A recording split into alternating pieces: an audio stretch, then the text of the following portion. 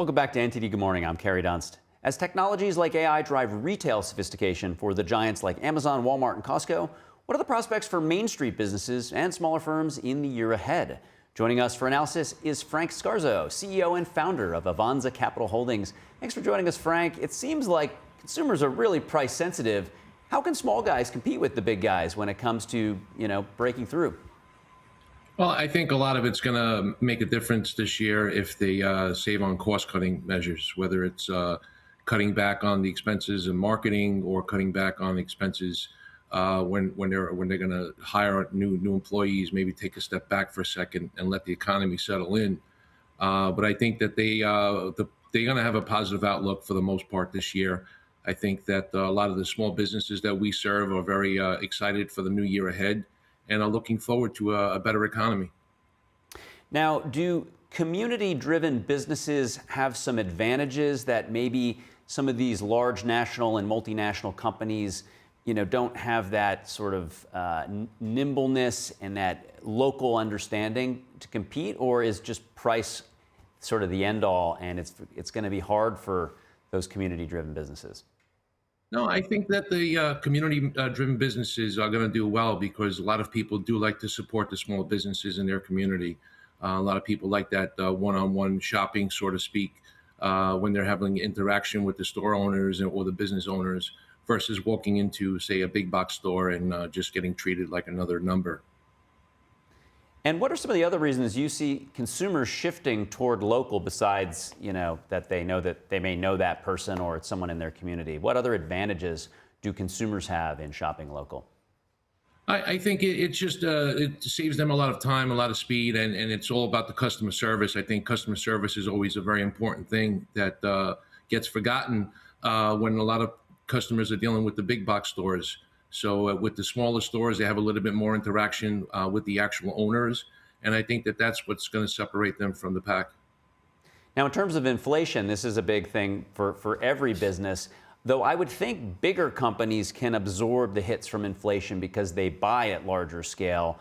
So how does inflation affect small businesses?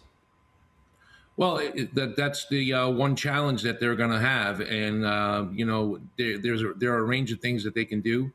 Like I said, cost cutting is probably going to be their most effective way to set themselves aside and weather the storm, so to speak, until the economy does get back onto its track that it's supposed to be. But I think, inflation challenges is going to be a key thing for them. And you're talking about cost cutting. Most of the technological innovation seems to be leveraged by the bigger enterprises, but AI does seem to be fairly democratized. For free, you can use AI, and for a small subscription fee, you can sort of have unlimited use to it. Are there things that you've seen in the small business community where they're able to leverage technology to competitive advantage? Sure, they've already started saving money, and with AI technologies when it comes to creating ads and creating certain marketing skills. And that's where the cost cutting is going to come into play, I think. Unfortunately, it's going to, hire less people initially until they get through this crazy storm that we have ahead of us. But I think once we get through, they're going to be just fine. And we did see the Fed cut the interest rate for the third time in its last three meetings. And you mentioned that there's like a storm to be weathered. Do you see that as like a Q1 thing, or what are you expecting for businesses of all sizes, here as we get close to the new year? I think once we get through Q1 and Q2, I think the rest of the year should be smooth sailing from there on out. I think that all of the economic measures that have been implemented are going to finally start to take some place inside of the next quarter or two. And I think that the second half of 26 should be a really good year. Yeah, clearly gas prices down helps trickle through all different aspects of the economy.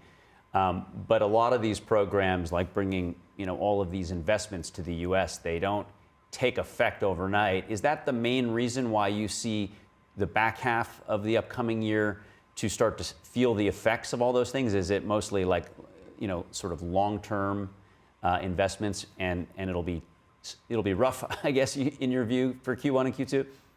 Exactly. It's going to take a little bit of time for things to settle in. You know, what they do today is not really going to show effect in the economy for at least a good 6 months or so.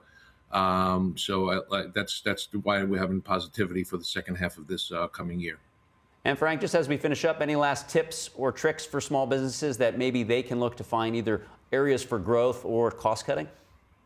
I would just say, customer service is very, very important. You treat your customers well, they will come back. That's what's customer retention is very, very important. That seems to get forgotten a lot. Yeah, the golden rule, it applies to business as well as life. Appreciate you joining us, Frank. Have a great Thanks weekend. for having me. All right. Be well.